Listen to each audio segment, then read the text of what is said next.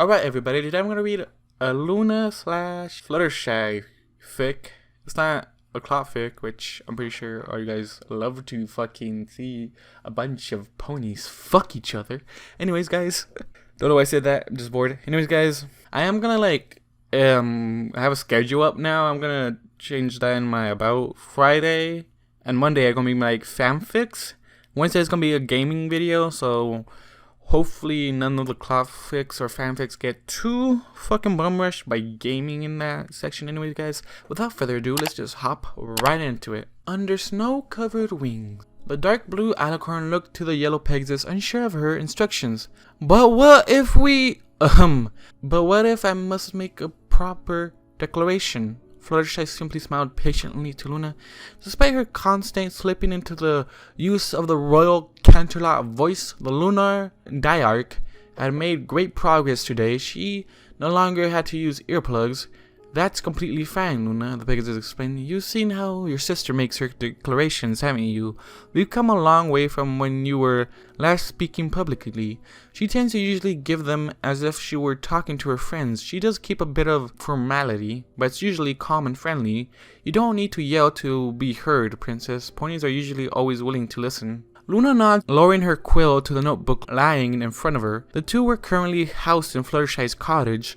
The snow outside gently falling against the backdrop of Celestia's setting sun, wrapping the landscape in a gentle orange glow. After jotting down a few notes, Luna slips her quill behind her ear, resettling her glasses some. Dear Fluttershy, I am very grateful for all of your help you have given me these past few weeks. I understand I have been less than quick to take some of your teachings to heart, but regardless, it is very much appreciated.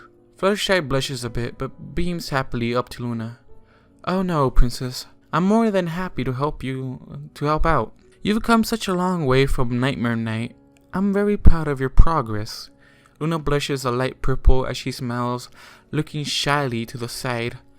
Thanks, Fluttershy. You're such a good friend to us. With a little sigh, she looks out the window, mulling over her thoughts, watching the snow flutter to the ground, coating the land in its white blanket.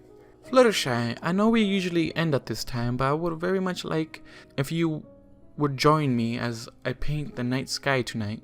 She offers the smaller pony a nervous smile, awaiting her response eagerly. Fluttershy blinks, surprised. Oh, I really appreciate it, Luna. But I'd probably just get in the way. I wouldn't want to be any sort of bother.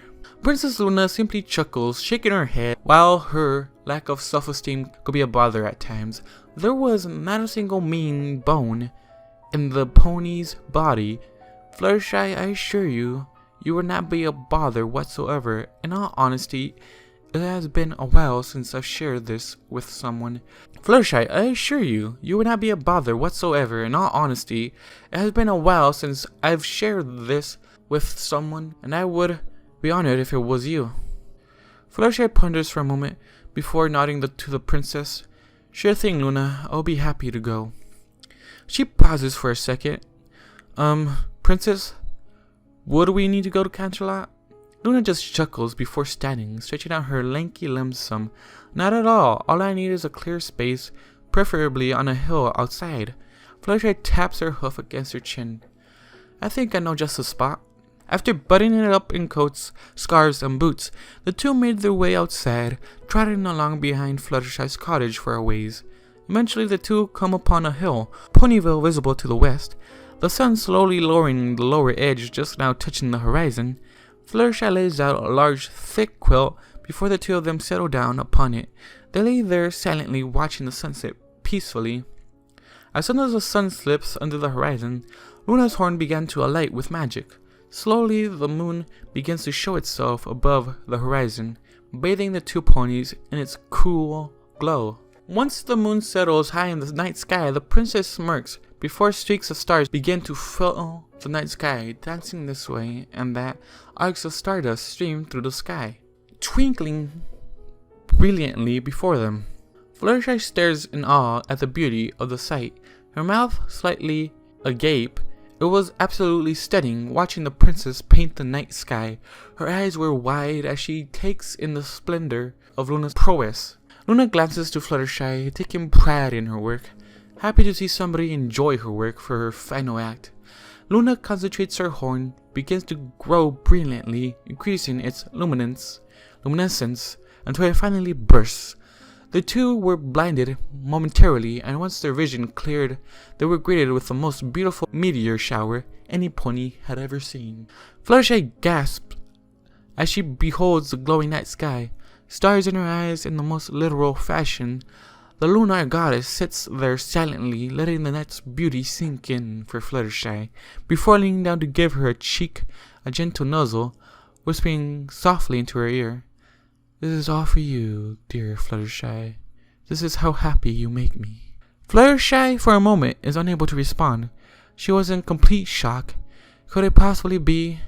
Was Luna coming onto her? She gulps, staring at the sky. Finally, she moves her head under Luna's, nuzzling into her chin, unable to form any words. Luna grins, letting a soft sigh of relaxation before carefully spreading her right wing, draping it over Fluttershy's back. She scoots closer to the buttery yellow Pegasus, dipping her muzzle in to rub it against Fluttershy's.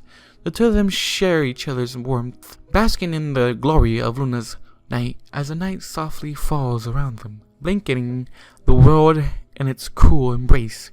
Neither of them had a care in the world. They had each other to keep them warm tonight. The end.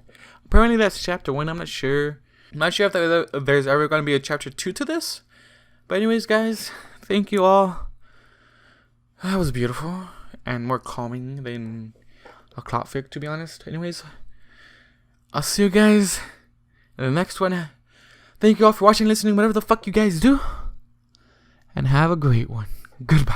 100,000 stories have filled my head as I look for the answers in what I've read.